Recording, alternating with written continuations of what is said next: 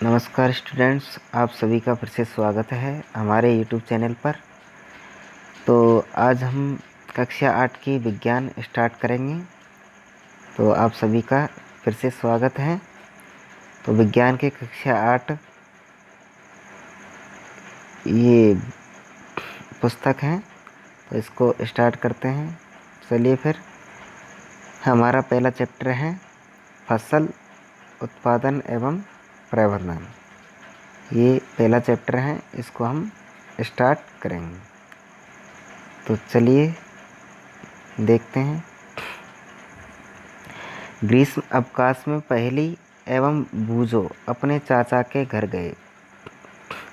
उनके चाचा एक किसान हैं। एक दिन उन्होंने खेत में कुछ औजार देखे, जैसे कि खुरपी, दराती, बेलचा, हल इत्यादि। मैं जानना चाहता हूँ कि हम इन औजारों का उपयोग कहाँ और कैसे करते हैं। मतलब खेती के कुछ औजार पड़े थे उनके मामा जी के घर, तो उन्होंने देखा, तो उन्होंने पूछा कि ये औजारों का उपयोग कहाँ किया जाता है। आप पढ़ चुके हैं कि सभी सजीवों को भोजन की आवश्यकता होती है। पौधे अपना भोजन स्वयं बना सकते हैं। क्या आपको याद है कि हरे पौधे अपना भोजन किस प्रकार संश्लेषित करते हैं? मनुष्य सहित सभी जंतु भोजन बनाने में असमर्थ हैं। तो जंतुओं के भोजन का स्रोत क्या है? परंतु हम भोजन ग्रहण ही क्यों करते हैं? आप जानते हैं कि सभी सजीव से प्राप्त ऊर्जा का उपयोग विभिन्न जैविक प्रक्रमों जैसे पाचन, श्वसन एवं उत्सर्जन के संपादन में करते हैं। हम अपना भोजन पौधों तथा जंतुओं या दोनों से ही प्राप्त करते हैं। हम जो भी भोजन करते हैं उनका क्या पाचन करते हैं, पाचन श्वसन करते हैं एवं उसके बाद उत्सर्जन करते हैं। मतलब अवशिष्ट पदार्थों को बाहर निकालते हैं। तो अपशिष्ट पदार्थों को बाहर निकालने की प्रक्रिया क्या होती है? उत्सर्जन। पाचन मतलब जो भोजन होता है उसका पाचन करते हैं। श्वसन मतलब ऑक्सीजन लेते हैं, CO2 छोड़ते हैं। हम अपना भोजन पौधों तथा जंतुओं या दोनों से ही प्राप्त करते हैं। तो आप सभी को पता है कि हम पेड़ पौधों से प्राप्त भोजन भी करते हैं और जानवरों से प्राप्त भोजन भी करते हैं, क्योंकि हम सभी को भोजन की आवश्यकता होती है। अतः हम अपने देश के इतने अधिक लोगों को भोजन किस प्रकार उपलब्ध करा सकते हैं कि भाई देश में इतने लोग रहते हैं, तो इतने लोगों को भोजन कैसे करा सकते हैं। तो आइए जानकारी प्राप्त करते हैं।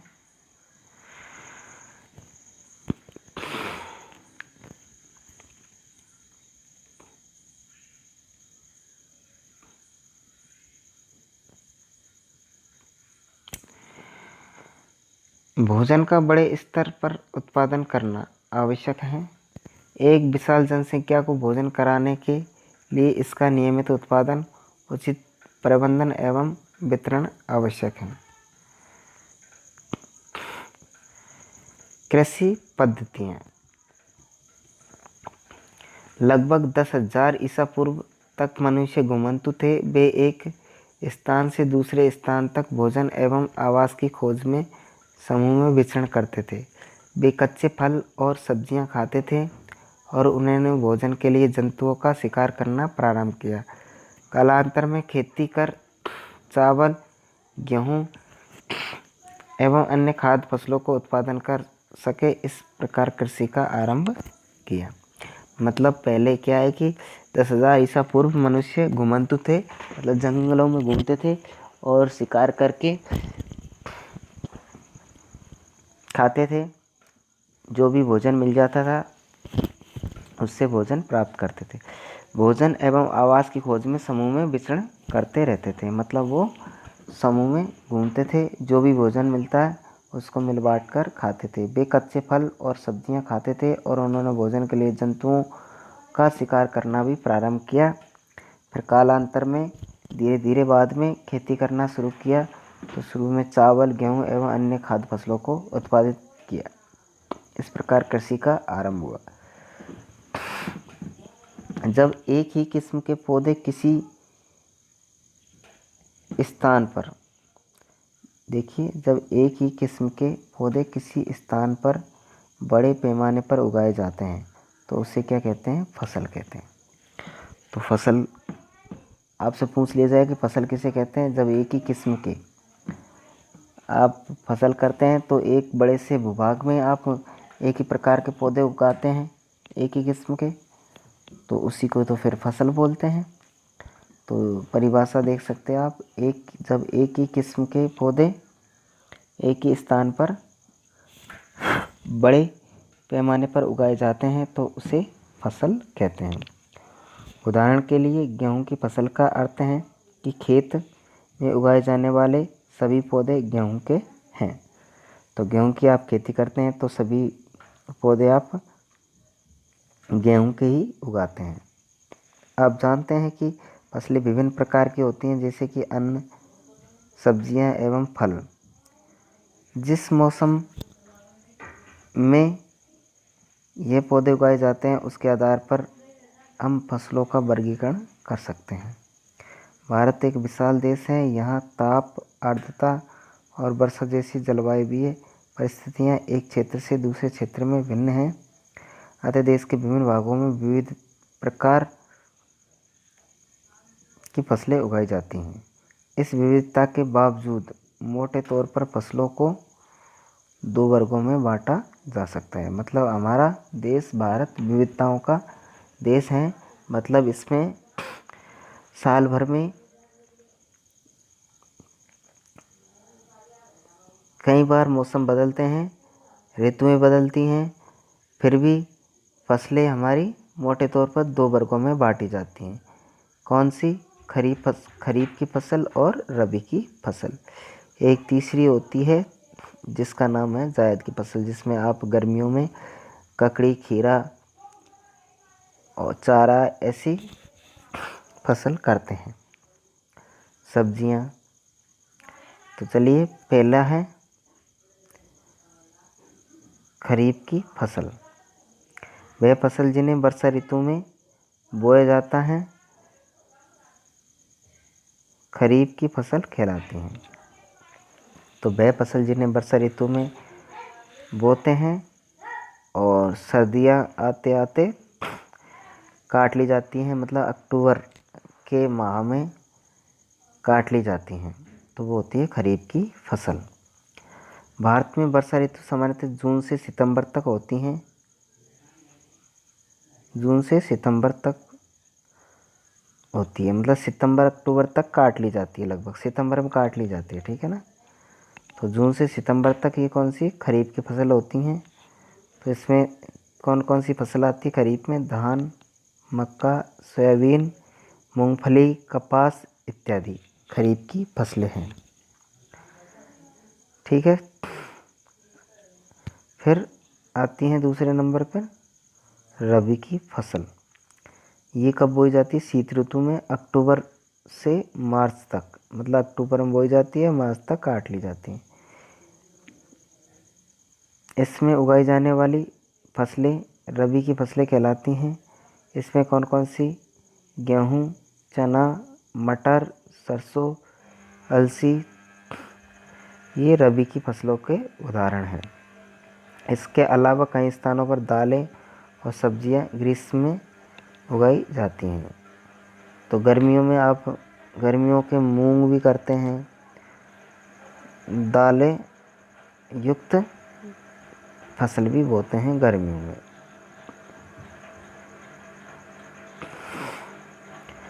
आधारिक फसल पद्धतियाँ, तो फसल की जो पद्धतियाँ वो देखिए। धान को शीत ऋतु में क्यों नहीं उगाया जा सकता है? भाई इसने पूछा है कि धान को शीत ऋतु में क्यों नहीं उगाया जाता है, वर्षा ऋतु में ही क्यों उगाया जाता है। तो देखिए भाई, ये कह रही है कि धान को बहुत अधिक पानी की आवश्यकता होती है। तो बात सही है भाई, धान को ज़्यादा पानी की आवश्यकता होती है, इसी वजह से इसे वर्षा ऋतु में ही उगाते हैं, ठीक है ना। तो फसल उगाने के लिए किसान को अनेक क्रियाकलाप सामयिक अवधि में करने पड़ते हैं। मतलब समय से पूर्व आपको सर्वप्रथम तो खेत तैयार करने पड़ते हैं, उनकी साफ़ सफाई की जाती है, उनमें जोत लगानी पड़ती है आपको, मतलब खेतों को की मिट्टी को तैयार किया जाता है एक तरह से। आप देखेंगे कि यह क्रियाकलाप उस प्रकार के हैं जिनका उपयोग माली अथवा आप सजावटी पौधे उगाने के लिए करते हैं। ये क्रियाकलाप अथवा कार्य कृषि पद्धतियाँ जो आगे दिए गए हैं।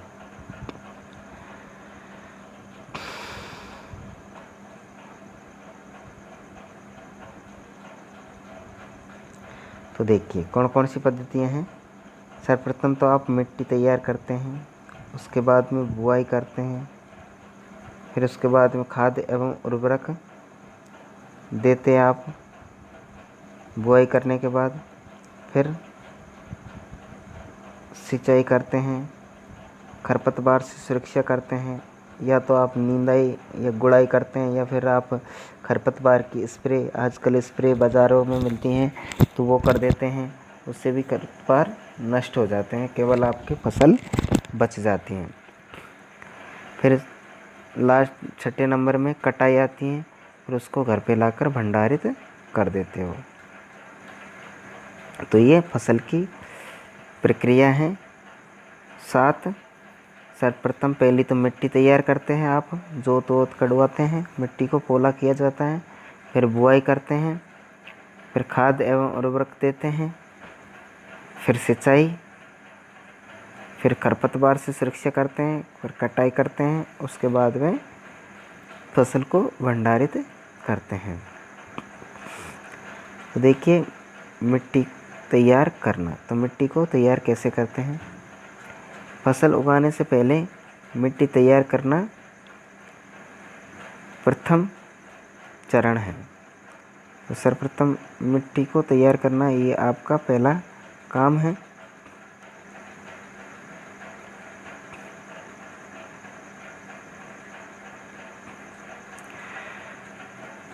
मिट्टी को पलटना तथा उसे पोला बनाना कृषि का अत्यंत महत्वपूर्ण कार्य है। इससे जड़ें भूमि में गहराई तक जा सकती है। मतलब आप मिट्टी को पोला करोगे तो पौधे की जड़ें ज़्यादा गहराई तक जाएगी, पौधा मजबूत बनेगा और स्वस्थ रहेगा। और मान लीजिए उसको पोला नहीं किया मिट्टी को, तो जड़ ऊपर ही रह जाएंगी और पौधा इतना मोटा नहीं होगा, मतलब इतना स्वस्थ विकसित नहीं होगा, और आपकी फसल भी कमज़ोर रह जाएंगी। तो पोली मिट्टी में गहराई में धसी जड़ें भी सरलता श्वसन कर सकती है। मतलब श्वसन कर सकती है, वहाँ पे ज़्यादा पोली मिट्टी होगी तो उनको हवा मिल जाएगी। पोली मिट्टी किस प्रकार पौधों की जड़ों को सरलता से श्वसन करने में सहायक है। तो देखिए पोली मिट्टी मिट्टी में रहने वाले केंचुओं और सूक्ष्म जीवों की वृद्धि करने में सहायता करती है।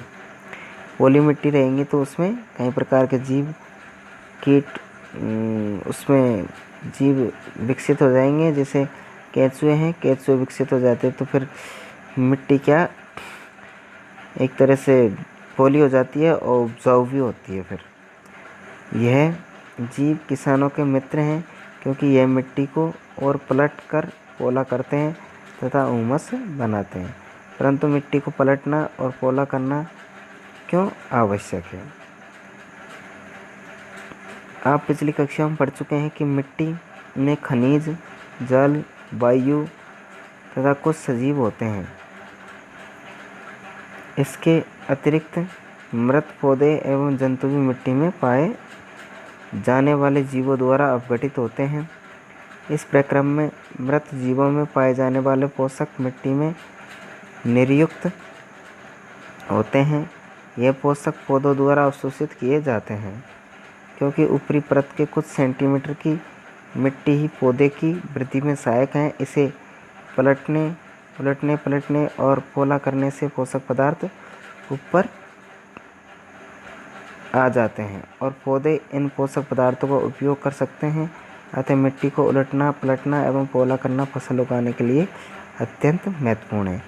मतलब इसमें जो जीव होते हैं वो पौधे के लिए भी लाभदायक होते हैं, किसान के लिए, किसान के मित्र होते हैं एक तरह से। जैसे एक जीवाणु होता है राइजोबियम, जो प्रोटीन को ये क्या नाम है, वातावरण में सबसे ज़्यादा क्या होती हैं, नाइट्रोजन। तो ये नाइट्रोजन को परिवर्तित करके पौधों को उपलब्ध करवाता है राइजोबियम जीवाणु जो होता है वो। तो देखिए ये पलटने उलटने पलटने से पोला मिट्टी पोली होती हैं, उससे पोषक पदार्थ ऊपर आ जाते हैं, मतलब नीचे से ऊपर आ जाते हैं और पौधे इन पोषक पदार्थों का उपयोग कर सकते हैं और जड़ों को भी श्वसन क्रिया करने में आसानी रहती है। मिट्टी को उलटने पलटने एवं पोला करने की प्रक्रिया जुताई कहलाती है। तो आपसे पूछ ली जाए कि जुताई क्या होती है, तो मिट्टी को उलटने पलटने एवं पोला करने की प्रक्रिया क्या कहलाती है, जुताई कहलाती है। इसे हल चलाकर कर सकते हैं। हल लकड़ी अथवा लोहे के बने होते हैं। यदि मिट्टी अत्यंत सूखी है तो जुताई से पहले इसे पानी देने की आवश्यकता भी पड़ सकती है। जुते हुए खेत में मिट्टी के बड़े बड़े ढेले भी हो सकते हैं, इन्हें एक पाटल की सहायता से तोड़ना आवश्यक है। बुआई एवं सिंचाई के लिए खेत को समतल करना आवश्यक है। यह कार्य पाटल द्वारा किया जाता है। मतलब जैसे आप खेतों को जोतते हैं तो उसके ऊपर जो पटला होता है लकड़ी का, उसको जुताई करने के पीछे पीछे बांध दिया जाता है, जिससे कि जो कुछ बड़े मोटे डीम होते हैं ढेले मिट्टी के, वो उसमें कुछ तो टूट जाते हैं, कुछ दब जाते हैं, मतलब एक तरह से समतल हो जाता है खेत। तो ऐसा करना भी आपको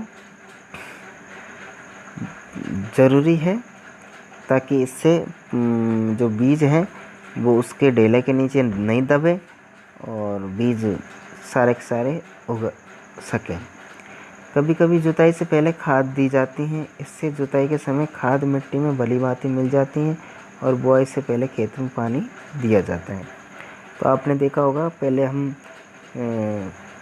देसी खाद जो जानवरों का होता है वो दिया जाता है, जिससे कि वो आसानी से मिट्टी में मिल सके और वो मिट्टी को आवश्यक पोषक दे सके और फिर पौधे उसको डायरेक्टली मिट्टी में मिले हुए पोषक पदार्थों को प्राप्त कर सकें। और कभी कभी आप का खेत में मान लीजिए सूखा है तो उसमें पहले पानी देते हैं खेत में, फिर उसमें बुआई की जाती है। ठीक है। कृषि औजार। अब आते हैं आपके कृषि औजार। अच्छी उपज के लिए बुआई से पहले मिट्टी को भुरभुरा करना आवश्यक है। मतलब भुरकट एक तरह से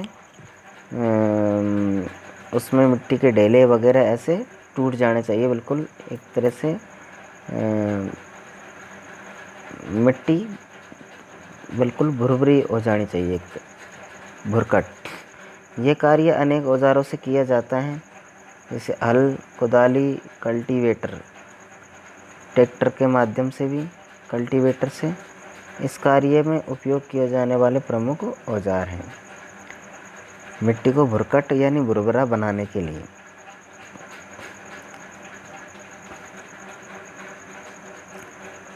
जिस तरह से आप देख रहे हैं ये खेतों में ये हल चला रहा है, तो ये मिट्टी को भुरभुरा कर रहा है, मतलब भुरकट कर रहा है, मतलब जोतने के बाद फिर ऐसे ये पटला चलाएगा, इसमें हल सेट करेगा ये।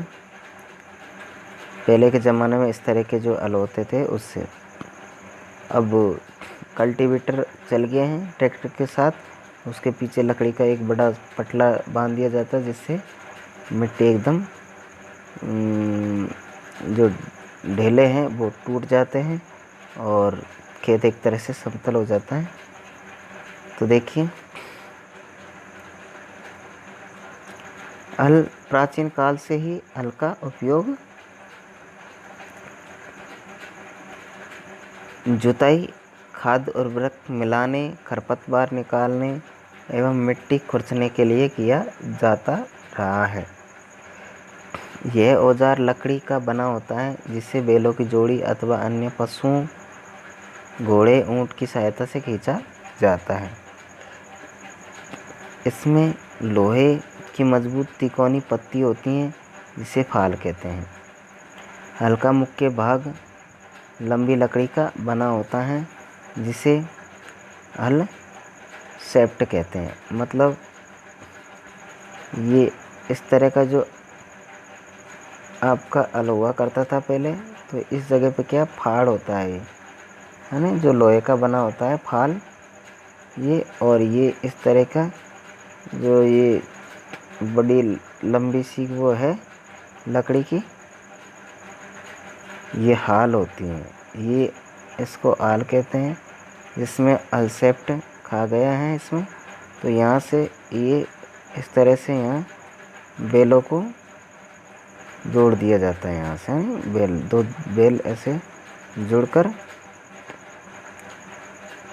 इसको खींचते हैं, ठीक है ना, यहाँ से। तो इस तरह से फिर पहले के ज़माने में इसको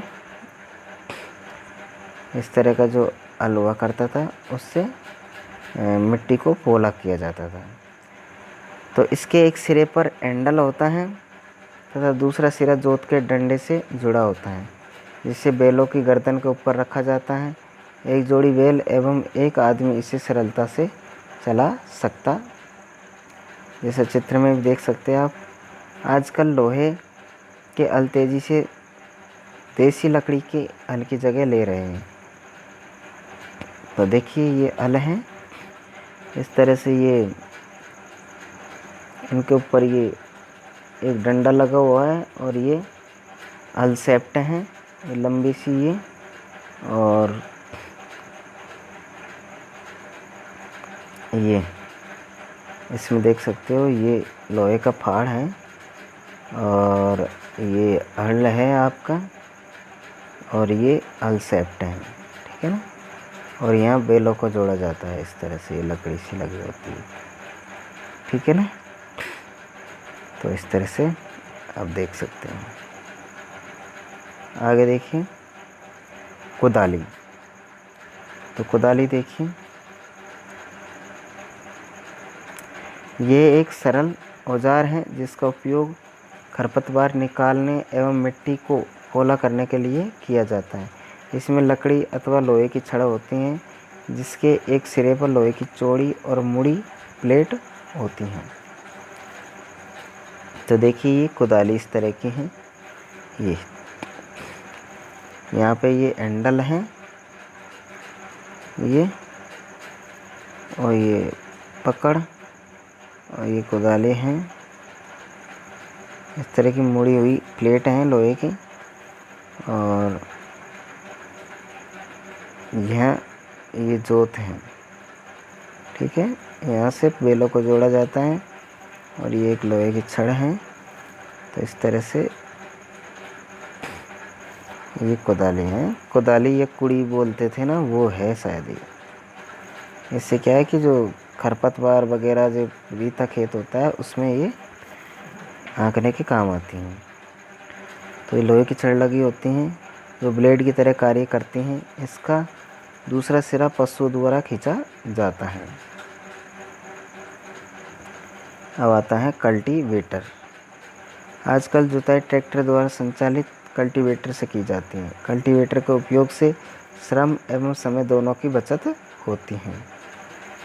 तो ये ट्रैक्टर है और यहाँ पे ये कल्टीवेटर लगा हुआ है, ठीक है ना। इसमें लगभग 9, 4 तो आगे और 5 पीछे ये फाड़ लगे होते हैं। ये 4 तो आगे और 5 पीछे फाड़ लगे होते हैं। आजकल बहुतों में 11 आने लगे, और बड़े बड़े ट्रैक्टरों में तो शायद 18 भी आने लगे अब। तो ये कल्टीवेटर है, तो इनसे खेती होती है आजकल। तो कल्टीवेटर को ट्रैक्टर द्वारा चलाते हुए अब आती है बुआई। बुआई फसल उत्पादन का सबसे महत्वपूर्ण चरण है। बोने से पहले अच्छी गुणवत्ता वाले साफ एवं स्वस्थ बीजों का चयन किया जाता है। किसान अधिक उपज देने वाले बीजों को प्राथमिकता देता है। मतलब भाई आप बुआई कर रहे हैं तो आपको स्वस्थ और साफ बीज काम में लेना ज़रूरी होता है। ऐसा नहीं कि भाई आपने बीजों को देखा ही नहीं है, बहुत दिनों से रखे हैं और उसमें कीड़े लग गए हैं और वो पोले हो गए और उनको खेतों में बोया तो आधा भी बीज नहीं होगा। तो ऐसा नहीं है। तो बीज आपको साफ़ सुथरा और स्वस्थ होने चाहिए। तो बीजों का चयन करने के लिए कुछ प्रक्रियाएं दे रखी हैं, वो देखिए। एक दिन मैंने अपनी माँ को देखा कि माँ चने के कुछ बीज एक बर्तन में रख कर उसमें कुछ पानी डाल रही है। कुछ मिनट पश्चात कुछ बीज पानी के ऊपर तैरने लगे। मुझे आश्चर्य हुआ कि कुछ बीज पानी के ऊपर क्यों तैरने लगे।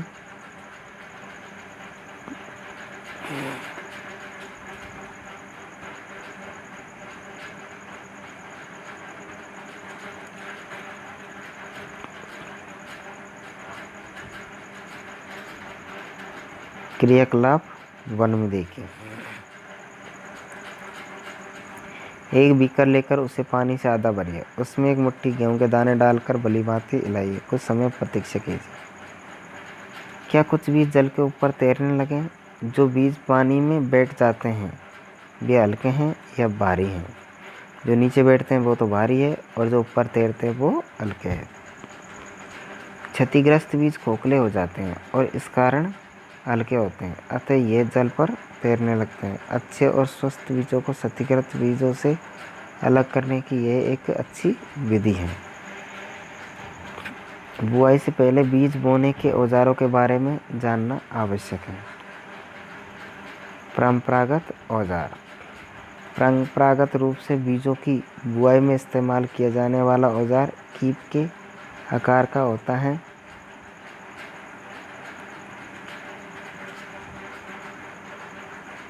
बीजों को कीप के अंदर डालने पर यह 2 या 3 नुकीले सिरे वाले पाइपों से गुजरते हैं। ये सिरे मिट्टी को भेदकर बीज को स्थापित कर देते हैं। तो देखिए भाई, पहले क्या परंपरागत खेती की जाती है तो क्या है कि ये हल्के सहारे इस तरह से ये पाइप सा लगा दिया जाता है। ये इस तरह से ये पाइप सा ऐसे यहाँ हल्के जस्ट जैसे हल निकलता है तो उसके जस्ट पीछे की तरफ लगा होता है और ये कीप सा लगा हुआ है। इसमें जैसे बीज डाल दिया तो बीज जैसे खेत ये हल चला तो हल के पीछे से ही जो जैसा गड्ढा सा बनता है तो गड्ढे में बीज जा निकलता है, फिर अंदर ज़मीन में बढ़िया धंस जाता है और बीज सही जगह पर नीचे दब जाता है ताकि उसको कुछ कीड़े पक्षी नहीं खा सकें। तो इस तरह का ये है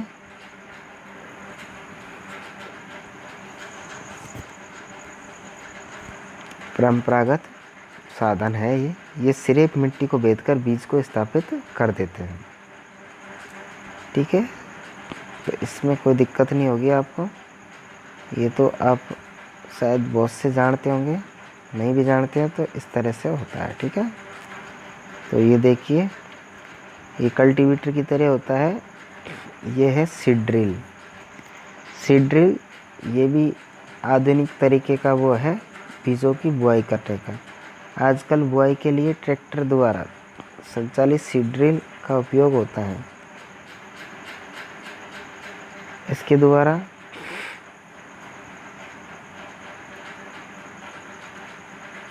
बीजों में समान दूरी एवं गहराई बनी रहती हैं। यह सुनिश्चित करता है कि बुआई के बाद बीज मिट्टी द्वारा ढक जाए। इससे बीजों की पक्षियों द्वारा खाए जाने से रोका जा सकता है। सीड ड्रिल द्वारा बुआई करने से समय एवं श्रमिक दोनों की बचत होती है। मतलब हल से पहले परंपरागत तरीके से करते हैं तो सारे दिन में एक खेत की बुआई हो पाती है, लेकिन ये 1-2 घंटे में ही सीड ड्रिल के माध्यम से बुआई कर देता है। मेरे विद्यालय के समीप एक पौधशाला नर्सरी है। मैंने देखा कि पौधे छोटे छोटे थैलों में रखे हैं। वे इस प्रकार क्यों रखे गए हैं, चलिए देखते हैं। धान जैसे कुछ पौधों के बीजों को पहले पौधशाला में उगाया जाता है। पौध तैयार हो जाने पर उन्हें हाथों द्वारा खेत में रोपित कर देते हैं। कुछ वनीय पौधे एवं पुष्पीय पौधे भी पौधशाला में उगाए जाते हैं। तो भाई पौधों को ऐसे पौधशाला में उगाने से, और कुछ पौधों की तो क्या है कि मिट्टी भी जहाँ उगाया जाता है तो ऐसे कैसे मिट्टी को साथ में जड़ों के साथ में लगाया जाता है, ताकि जो उनकी जड़ हैं वो नहीं टूट पाए। तो बहुत आजकल तो पौधों को क्या है, पन्नी की थैली होती है, उनमें मिट्टी भर के उनकी जड़ों को उसी में ही मतलब मिट्टी भर देते, तो उनकी जड़ें बाद में लगाने पर टूटती नहीं है। मतलब पन्नी को तो हटा दिया जाता है और उस मिट्टी को ऐसे किसी गड्ढे में जड़ों के साथ लगा दिया जाता है, जिससे कि उनकी जड़ें सही पकड़ कर सके और पौधे सही लग सकें। तो पौधों का अत्यधिक घने होने से रोकने के लिए बीजों के बीच उचित दूरी होना अत्यंत महत्वपूर्ण है। तो भाई ऐसे नहीं कि आपने बीज बहुत नज़दीक लगा दिए, डाल दिए और पौधों को पर्याप्त मात्रा में पोषण नहीं मिल रहा है और पौधे बिल्कुल सही तरह से विकसित नहीं हो पा रहे हैं। तो इसलिए पौधों के लिए पर्याप्त दूरी भी होना आवश्यक है।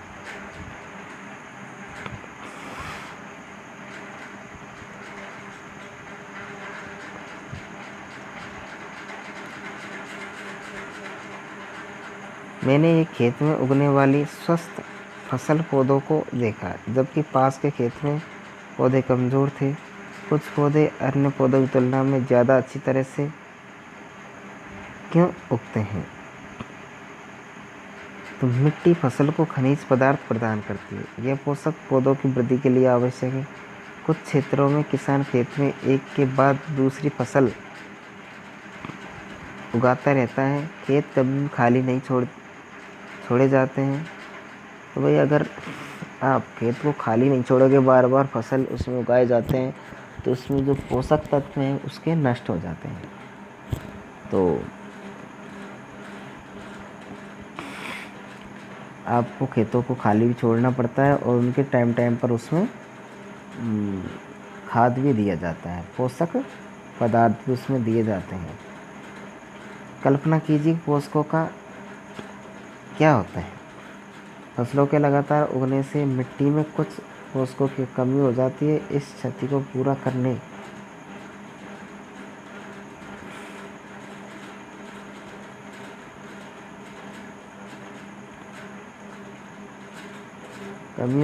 इस क्षति को पूरा करने हेतु किसान खेतों में खाद डालते हैं। यह प्रक्रम खाद देना कहलाता है। अपर्याप्त खाद देने से पौधे कमज़ोर हो जाते हैं। मतलब कम मात्रा में खाद देने से पौधे भी कमज़ोर हो जाते हैं। तो जितनी उनको आवश्यकता है उतनी मात्रा में उन्हें खाद दे देने चाहिए। खाद एक कार्बनिक जैविक पदार्थ है जो कि पौधों या जंतु अपशिष्ट से प्राप्त होते हैं।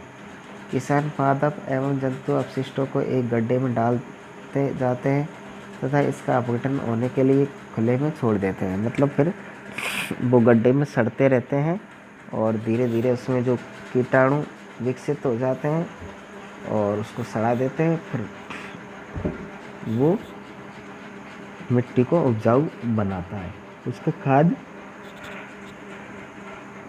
तैयार हो जाता है।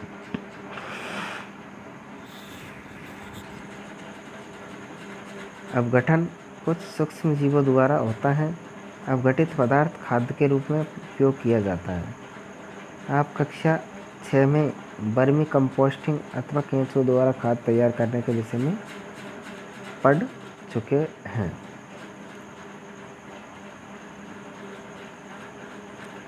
क्रियाकलाप 1.2 मूंग अथवा चने के बीज लेकर उन्हें अंकुरित कीजिए।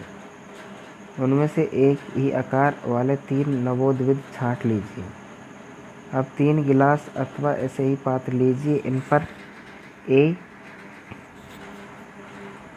B एवं C निशान लगाइए। गिलास A में थोड़ी सी मिट्टी लेकर उसमें थोड़ी सी गोबर की खाद मिलाइए। गिलास B में समान मात्रा में मिट्टी लेकर उसमें थोड़ा सा यूरिया मिलाइए। गिलास C में कुछ मिट्टी लीजिए बिना कुछ मिलाए। अब इनमें पानी की समान मात्रा डालकर सुरक्षित स्थान पर रख दीजिए। प्रतिदिन पानी देते रहिए। 7 से 10 दिनों बाद इनकी वृद्धि को नोट कीजिए। तो आप देखिए भाई, 3 गिलास ले लिए, उन्हें अंकुरित बीज ऐसे कैसे 3 गिलास में ले लिया। तो एक में तो डाल दिया देसी खाद, दूसरे में डाल दिया यूरिया और तीसरे को वैसे के वैसे मिट्टी से भर दिया। अब 7 से 10 दिन तक उनको एक सुरक्षित स्थान पर रखा और बराबर पानी देते रहे। तब 7 से 10 दिन बाद में देखा तो कौन से पौधे अधिक स्वस्थ रहे और कौन से ने ज़्यादा विकास किया। चलिए देखते हैं A, B और C। तो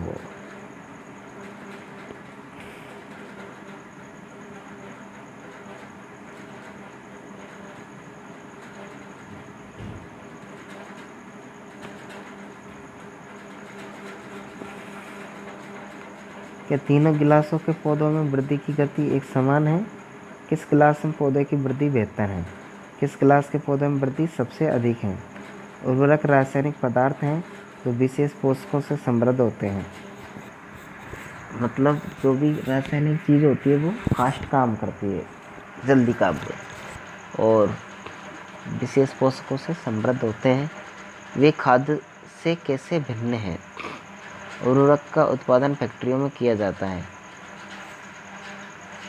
उर्वरक के कुछ उदाहरण हैं यूरिया,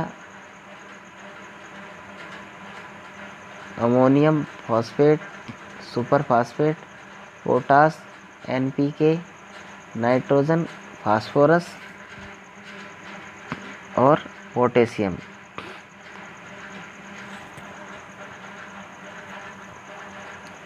इनके उपयोग से किसानों को गेहूं, धान तथा मक्का जैसी फसलों की अच्छी उपज प्राप्त करने में सहायता मिलती है। परंतु उर्वरकों के अत्यधिक उपयोग से मिट्टी की उर्वरकता में कमी आती है। मतलब ज़्यादा उर्वरक आप खेतों में डालोगे तो उसकी उर्वरकता क्षमता कमज़ोर होती है, मतलब खेत खराब हो जाते हैं एक तरह से। ये जल प्रदूषण का भी स्रोत बन गए हैं।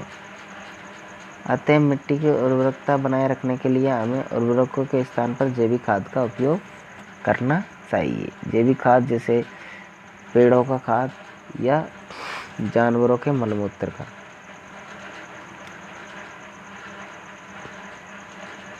अथवा 2 फसलों के बीच में खेत को कुछ समय के लिए बिना कुछ उगाए छोड़ देना चाहिए। खाद के उपयोग से मिट्टी के गठन एवं जल अवशोषण क्षमता में भी वृद्धि होती है। इससे मिट्टी में सभी पोषकों की प्रतिपूर्ति हो जाती है। मिट्टी में पोषकों की प्रतिपूर्ति का अन्य तरीका है फसल चक्रण। एक फसल के बाद खेत में दूसरे किस्म की फसल एकांतर क्रम में उगा कर किया जा सकता है। पहले उत्तर भारत में किसान फलीदार चारा एक ऋतु में उगाते थे तथा गेहूँ दूसरी ऋतु में। इससे मिट्टी में नाइट्रोजन का पुनः पूरण होता रहता है। किसानों को इस पद्धति को अपनाने के लिए प्रोत्साहित किया गया है। मतलब एक फसल तो फलीदार की जाती है जिससे जो उनकी जड़ों में गांठदार होती हैं वो क्या है, राइजोबियम की वजह से नाइट्रोजन उसमें घुल जाती है। मतलब उसमें खाद लग जाता है एक तरह से, कुछ उनकी पत्तियां, कुछ उनके राइजोबियम जीवाणु की वजह से, बैक्टीरिया की वजह से। तो इस पद्धति को अपनाने के लिए प्रोत्साहित करना चाहिए किसानों को। पिछली कक्षाओं में आप राइजोबियम बैक्टीरिया के विषय में पढ़ चुके हैं। ये फलीदार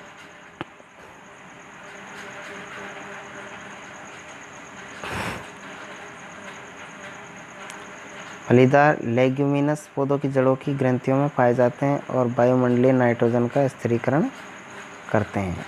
जो वायुमंडल की नाइट्रोजन है उसका स्थिरीकरण करते हैं कौन? राइजोबियम।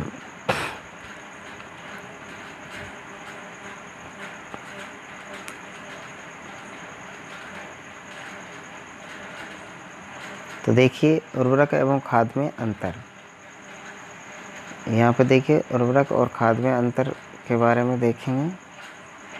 तो ये सारणी है, इसको आप ध्यान से देख सकते हैं इनका अंतर। तो उर्वरक एक मानव निर्मित लवण है उर्वरक, जबकि खाद एक प्राकृतिक पदार्थ है जो गोबर एवं पौधों के अवशेष के विघटन से प्राप्त होता है। उर्वरक का उत्पादन फैक्ट्रियों में होता है और खाद खेतों में बनाई जा सकती है। उर्वरक से मिट्टी को उमस प्राप्त नहीं होता है। खाद से मिट्टी को उमस प्रचुर मात्रा में प्राप्त होती है। उर्वरक में पादप पोषक जैसे कि नाइट्रोजन, फास्फोरस, पोटेशियम प्रचुरता में होते हैं, लेकिन देसी खाद में पादप पोषक तुलनात्मक रूप से कम होते हैं। तो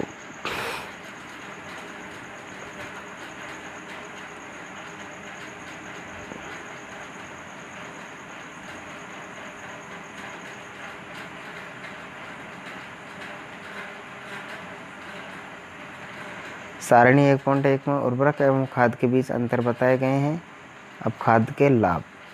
तो खाद के क्या क्या लाभ हैं वो देखिए। जैविक खाद उर्वरकों की अपेक्षा अधिक अच्छी मानी जाती है। इसका मुख्य कारण है इससे मिट्टी की जल धारण क्षमता में वृद्धि होती है। इससे मिट्टी भुरभुरी एवं सरंध्र हो जाती है, जिसके कारण गैस विनिमय सरलता से होता है। इससे मित्र जीवाणुओं की संख्या में वृद्धि हो जाती है। इस जैविक खाद से मिट्टी का गठन सुधर जाता है। मतलब जैविक खाद डालोगे आप तो इससे क्या है कि इसको जल को धारण मतलब जल को सोखने की क्षमता भी वृद्धि हो जाती है और इससे मिट्टी भुरभुरी हो जाती है, मतलब पोली हो जाती है एक तरह से, जिससे गैस विनिमय आसानी से हो सके और इससे मित्र जीवाणुओं की संख्या में वृद्धि होती है। तो वीडियो काफ़ी लंबा हो चुका है, तो आज के लिए हम वीडियो को यहीं पे समाप्त करते हैं। अगले वीडियो में हम स्टार्ट करेंगे सिंचाई से। तो तब तक के लिए आज्ञा दीजिए। नमस्कार।